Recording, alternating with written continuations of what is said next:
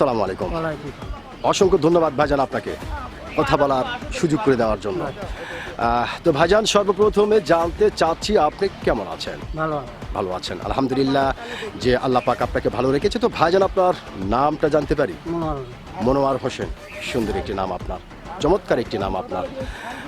তবে আপনার নাম শুনে এবং আপনাকে সামনাসামনি দেখে যেটা বোঝা যাচ্ছে, আপনি প্রচণ্ড একটি সাহসী মানুষ, এটা কিন্তু আপনাকে দেখেই বোঝা যাচ্ছে। তো ভাইজান, যেহেতু আপনি বাংলাদেশের একজন সচেতন নাগরিক এবং বাংলাদেশের একজন সাহসী মানুষ, সেই ক্ষেত্রে এই বিষয়টি আপনার কাছ থেকে জানতে চাচ্ছি যে আমাদের বাংলাদেশের সাবেক প্রধানমন্ত্রী শেখ হাসিনা, উনি কিন্তু এখন বাংলার মাটিতে নেই, তিনি এখন ভারতের মাটিতে অবস্থান করতেছেন। তো এই বিষয়কে কেন্দ্র করে বাংলাদেশের বিভিন্ন ধরনের মানুষ বিভিন্ন ধরনের কথা বলছে। কেউ বলছে শেখ হাসিনা কখনো কোনোদিন বাংলার মাটিতে আর পা রাখতে পারবে না, আবার কেউ বলছে না, শেখ হাসিনা আসবে অচিরেই বাংলার মাটিতে বীরের বেশে, আবার কেউ বলছে হলে হতেও পারে, তবে তার জন্য একটু সময় লাগতে পারে। তো ভাইজান, আপনি একজন সাহসী মানুষ হিসাবে আপনার কাছ থেকে জানতে চাই যে আপনি কোনটা মনে করেন?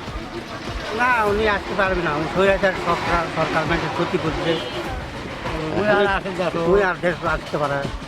আসতে পারবে না।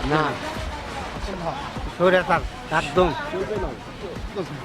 আচ্ছা আচ্ছা আচ্ছা, মানে স্বৈরাচারী করেছে, দেশের ক্ষতি করেছে, দেশের সম্পদ লুট করে ফেলেছে, দেশের সম্পদ লুট করে ফেলেছে, যার কারণে আপনার একটা আইডিয়া যে সে আর হয়তো আসার কোনো সুযোগ নেই, তাই না?